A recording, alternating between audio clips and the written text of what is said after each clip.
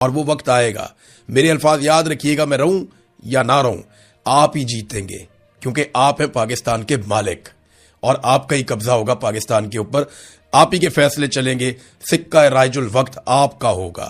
یہ خوشخبری میں آج بول رہا ہوں, ہو سکتا ہے کہ جب آپ یہ خوشخبری منا رہے ہوں اس وقت بہت دیر ہو گئی ہو یا بہت وقت گزر گیا ہو, لیکن ایک دن آپ کو یہ خوشخبری ملے گی اور پاکستان پہ پاکستانی راج کریں گے, کوئی ہمارے اوپر اسٹیبلشمنٹ راج نہیں کرے گی, باہر سے فیصلے مسلط نہیں ہوں گے. وقت آئے گا انشاءاللہ, ضرور آئے گا. ناظرین, مریم نواز اور نواز شریف آزاد کشمیر پہنچے.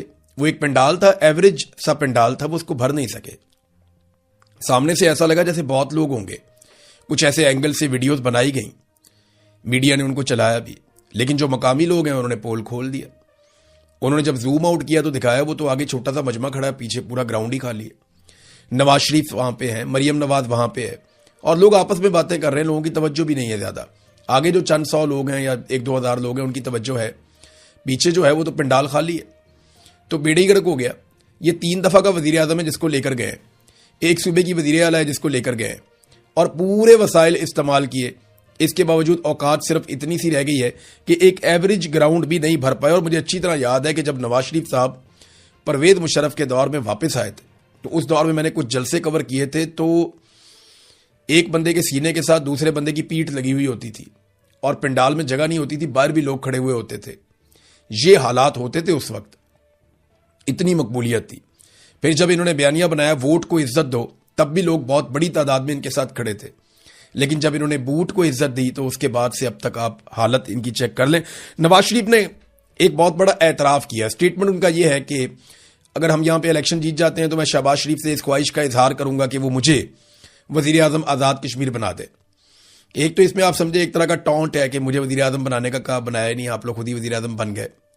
دوسرا, نواز شریف نے یہ بات کا اعتراف کر لیا کہ اب ان کی نہیں سنی جاتی. انہوں نے اعتراف کر دیا کہ کیونکہ شہباز شریف کے براہ راست تعلقات ہیں فیلڈ مارشل کے ساتھ اور ملٹری اسٹیبلشمنٹ کے ساتھ, وہ ایک پیج پہ ہیں اور ان کے ساتھ مل کر کام کر رہے ہیں, لہذا فیصلے ملٹری اسٹیبلشمنٹ نے کرنے ہیں یا شہباز شریف نے کرنے ہیں, میرا زور نہیں چلتا. نواز شریف نے دوسری طرح اپنی بے بسی کا اظہار کیا ہے کہ اگر میں آزاد کشمیر کا وزیر اعظم بننا بھی چاہوں یا میری یہ خواہش بھی ہے تو میرا یہ بس میں نہیں ہے, میرا زور نہیں چلتا. مجھے اسٹیبلشمنٹ اور اسٹیبلشمنٹ کا جو سب سے بڑا اردلی ہے شہباز شریف, یہ دونوں مل کر مجھے بنا سکتے ہیں وزیر اعظم, میں خود نہیں بن سکتا. 3 دفعہ وزیر اعظم رہنے والے کا یہ انجام مجھے بہت تکلیف ہوئی کہ آج وہ ایک چھوٹے سے علاقے کا, ایک چھوٹے سے خطے کا, ایک چھوٹے سے ملک کا وزیر اعظم بننا چاہتا ہے اور وزیر اعظم بننے کی خواہش اتنی ہے. ایک اور چیز میں نے سوچی کہ یہ خاندان اپنے گھر سے باہر اقتدار دیکھنا ہی نہیں چاہتا کسی کے پاس. یعنی ایک بھائی وزیر اعظم پاکستان ہے, بیٹی وزیر اعلیٰ پنجاب ہے, باقی سارا خاندان ایڈجسٹ کیا ہوا ہے. نائب وزیر اعظم جو ہے وہ بھی اپنا رشتہ دار لگایا ہوا ہے, اور اب خواہش یہ ہے کہ ایک جگہ اور الیکشن ہو رہا ہے وہاں پہ جا کے میں وزیر اعظم بن جاؤں. دیکھا نا, یہ پورے خاندان کو ہمیشہ اقتدار کے اندر رکھنا چاہتے ہیں, یہ کسی کو بھی اقتدار میں حصہ نہیں دینا چاہتے. انہیں لگتا ہے انہی کا خون ایسا ہے جسے مسند پہ بیٹھنا چاہیے اور کسی کو موقع نہیں ملنا چاہیے. کشمیر میں 50 کے قریب لاشیں گری ہیں, نواز شریف نے ان پہ ایک لفظ بھی نہیں بولا, مگر وزیر اعظم بننے کی خواہش کا اظہار کیا ہے. چلے, ہزاروں خواہشیں ایسی کہ ہر خواہش پہ دم نکلے, بہت نکلے میرے ارمان پھر بھی کم نکلے. تو ناظرین, پچھلے 15 سال میں سے 13 سال سے زائد پی ایم ایل این اور پیپلز پارٹی نے حکومت کی ہے آزاد کشمیر پہ. یعنی 2008 کے بعد سے اگر آپ دیکھ لیں تو آزاد کشمیر میں پیپلز پارٹی کی حکومت ہے یا پی ایم ایل این کی حکومت ہے.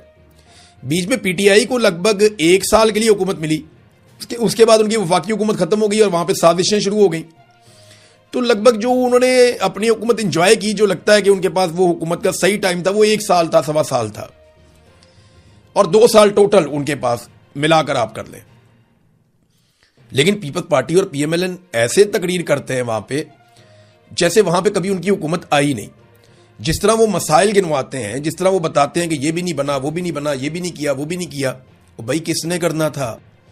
عمران خان کو تو 1 سال ملا کشمیر, باقی 13-14 سال تو آپ کے پاس رہا, اور ہمیشہ سے ملٹری اسٹیبلشمنٹ کے پاس ہے.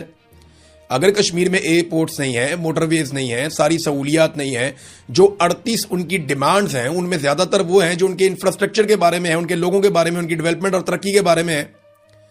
اگر وہ سب کچھ انہیں نہیں ملا تو اس کے لیے رسپانسبل تو وہی جماعتیں ہیں نا جو وہاں پہ اقتدار میں رہی ہیں.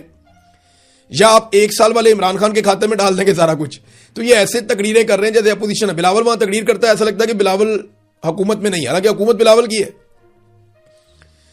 پچھلے جتنے عرصے میں یہ سارا کچھ ہوا, جو کھیل کھیلا گیا, وہ بلاول کی حکومت نے کھیلا ہے وہاں پہ آزاد کشمیر نے. یہ جو مار کٹائی ہوئی بلاول کی حکومت نے کی, قلعدم قرار دیا بلاول کی حکومت نے کیا, لوگوں کا قتل عام ہوا بلاول کی حکومت میں ہوا, لوگوں کے سروں پہ انعام رکھا گیا بلاول کی حکومت میں رکھا گیا. یہ جتنی فورسز بلوائی گئی, ظلم اور بربریت کی گئی, یہ سارا کچھ بلاول کے دور حکومت میں ہوا ہے آزاد کشمیر میں. اور بلاول وہاں پہ بڑی چالاکی سے اپوزیشن لیڈر بننے کی کوشش کرتا ہے. حکومت اس کی ہے, خود کو اپوزیشن بنا کر پیش کر رہا ہے. یہ نا لوگوں کو بیوقوف سمجھتے ہیں, لیکن کشمیری بہت سمجھدار ہیں, پڑھے لکھے بھی ہیں, انہیں شعور بھی ہے, انہیں اندازہ ہے کہ یہ انہیں بیوقوف بنانے آئے اور کوئی چکر نہیں ہے. اگر کشمیریوں کو اپنے ووٹ سے فیصلہ کرنے کا حق مل گیا تو یاد رکھیے گا ان دونوں جماعتوں کی وہاں پہ ضمانتیں بھی ضبط ہو سکتی ہیں, جو ان کے حالات ہیں. اب ناظرین نے ایک اور خبر, عمران خان صاحب کی بہنوں نے اب جواب دیا ہے. پہلی مرتبہ نورین خانم بھی آئیں, علیمہ خانم بھی آئیں, اور جو ان کا ایک متنازع بیان ہے نورین خانم کا, اس کے اوپر انہوں نے سٹیٹمنٹ دیا. تو علیمہ خانم نے کہا کہ مودی کی دوستی نواز شریف کے ساتھ ہے, یہ پوچھنا جرم ہے.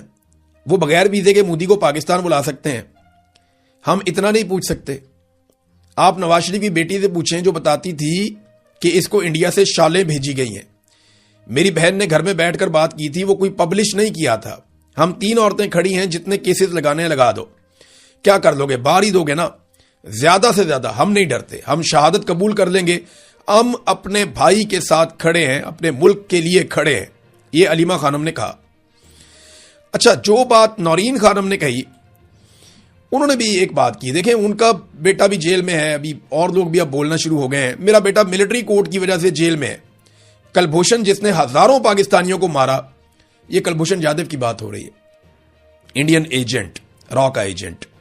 وہ کہتے ہیں کلبھوشن یادو جس نے ہزاروں پاکستانیوں کو مارا, اس کو اپیل کا حق دیا گیا, لیکن میرے بیٹے حسان نیازی کو اپیل کا حق نہیں دیا گیا. اب یہ بہت بڑی زیادتی ہے, یہ تو ظلم ہے کہ حسان نیازی کو اپیل کا حق نہیں دے رہے اور کلبھوشن یادو کو اپیل کا حق دیا جا رہا ہے. ناظرین, ایک اور چیز میں آپ کے سامنے رکھتا ہوں.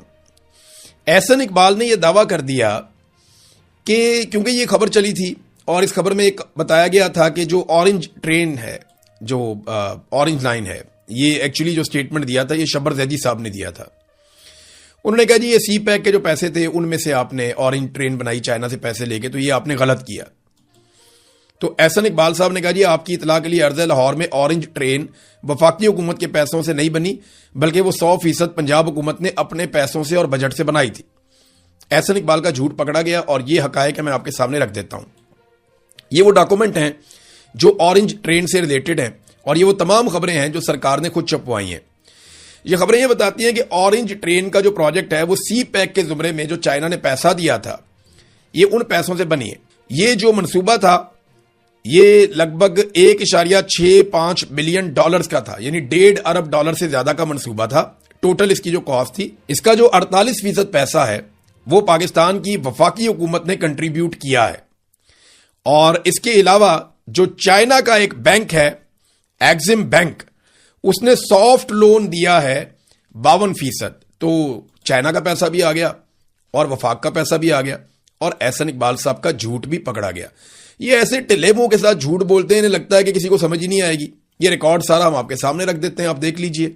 یہ ریکارڈ یہ بتا رہا ہے